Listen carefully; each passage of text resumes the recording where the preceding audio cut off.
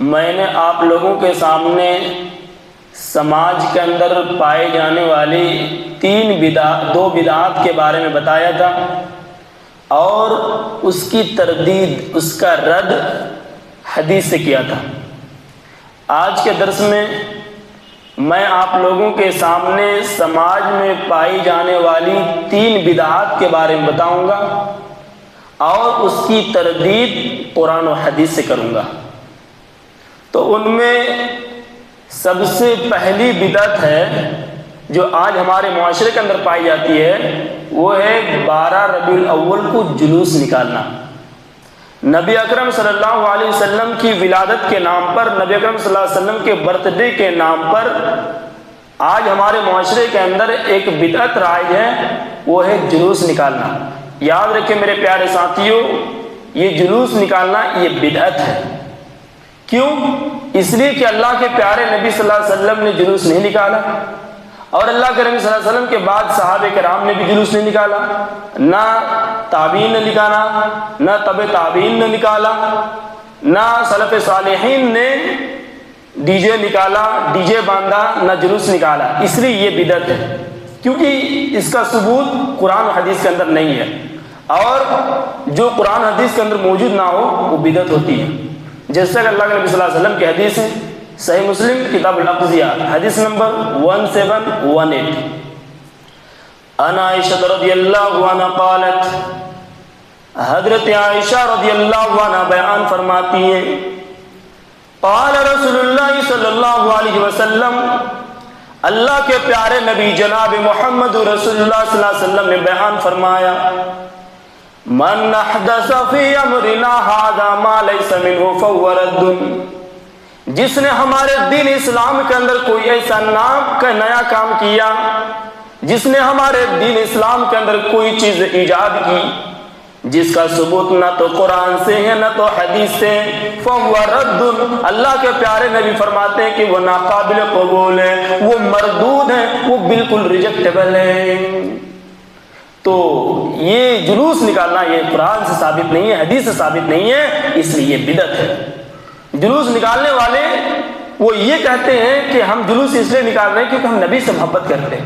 میرے پیارے ساتھیوں، نبی سے محبت کا مطلب یہ نہیں کہ آپ جلوس نکال لیں، بلکہ نبی سے محبت کا مطلب یہ ہے کہ آپ نبی کی اتباع کریں، نبی کی پیروی کریں، نبی کی بات مانیں۔ نبی نے آپ کو نماز پڑھنے کے لیے کہا ہے، آج کہاں لوگ نماز پڑھ رہے ہیں؟ نبی نے شراب پینے سے منع فرمایا، آج لوگ شراب پی رہے ہیں۔ نبی نے زنا کرنے سے منع فرمایا، آج زنا کر رہے ہیں۔ نبی نے چوری کرنے سے منع فرمایا، آج چوری کر رہے ہیں۔ میرے بھائیوں، یہ اتباع کا مطلب ہے کہ نبی کی بات مانیں۔ ذرا سوچیں میرے پیارے ساتھیوں، اپنے دل پہ ہاتھ رکھ کے سوچیں، آپ جس سے محبت کرتے ہیں آپ ان کی بات مانتے ہیں کہ نہیں مانتے ہیں؟ بالکل مانتے ہیں۔ تو اگر آپ نبی سے محبت کرتے ہیں تو آپ نبی کی بات مانیں، نبی کی پیروی کریں، کیونکہ اللہ رب العالمین نے قرآن مجید کے اندر بیان فرمایا، سورہ ال عمران سورہ نمبر 3 پارہ نمبر 3 آیت نمبر 31، قل ان کنتم تحبون اللہ فاتبعونی یحببکم اللہ۔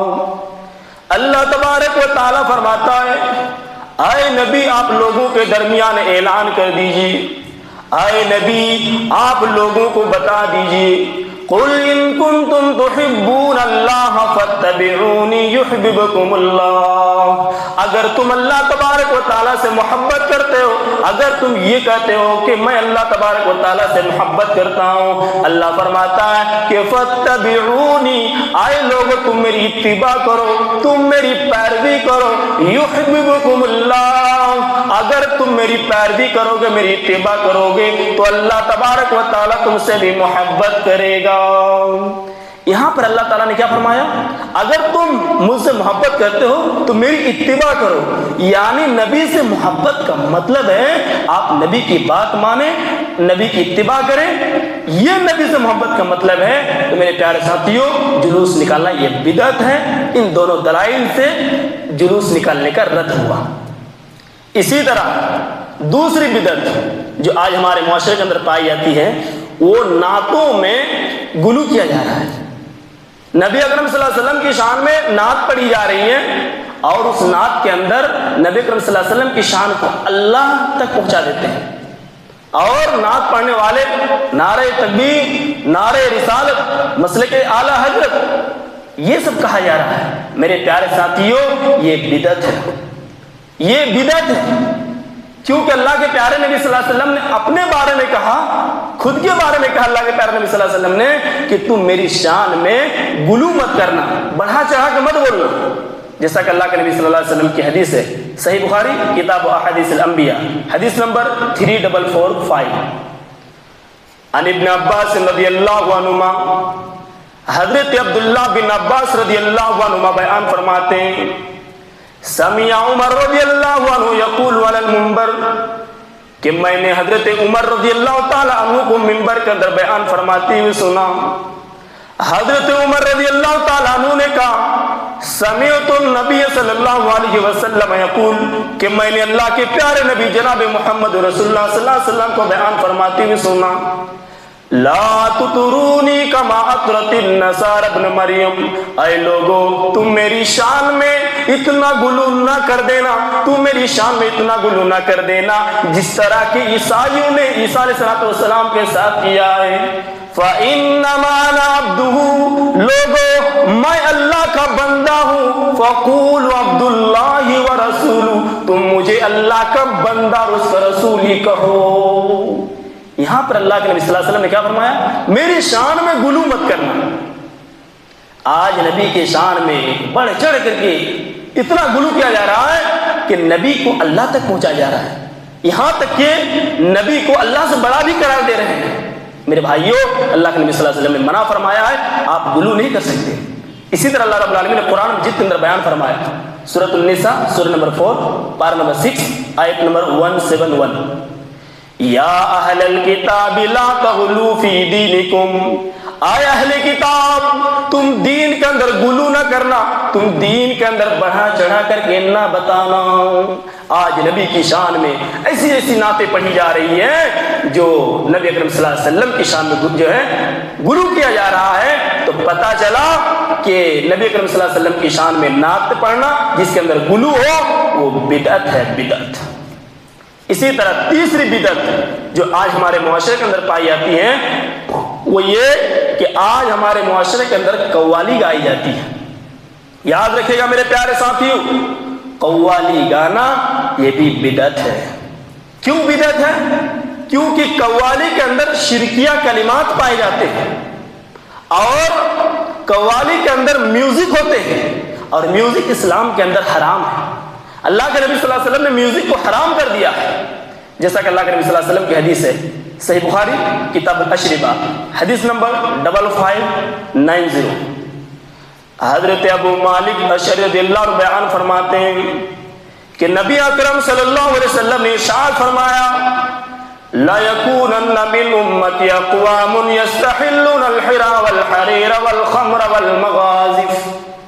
اللہ کے پیارے نبی صلی اللہ علیہ وسلم نے بیان فرمایا کہ میری امت میں کچھ لوگ ایسے بھی ہوں گے جو زنا کو بالکل حلال ماننے لگیں گے، جو ریشم کو حلال ماننے لگیں گے، اور جو موسیقی چیزوں کو، جو شراب کو حلال تصور کرنے لگیں گے، اور موسیقی آلات کو، میوزک کو حلال تصور کرنے لگیں گے۔ اللہ کے نبی صلی اللہ علیہ وسلم نے یہ پیشن گوئی کی ہے کہ قیامت سے پہلے ایسا دور آئے گا جس کے اندر لوگ موسیقی جو میوزک ہے اس کو حلال تصور کریں گے، جبکہ اسلام کے اندر میوزک حرام ہے۔ اسلام کے اندر میوزک حرام ہے، تو جب یہ میوزک حرام ہے اور قوالی کے اندر میوزک سیٹ ہوا، قوالی کے اندر جو ہے میوزک رہتی ہے، اس لیے وہ بھی بدعت ہے۔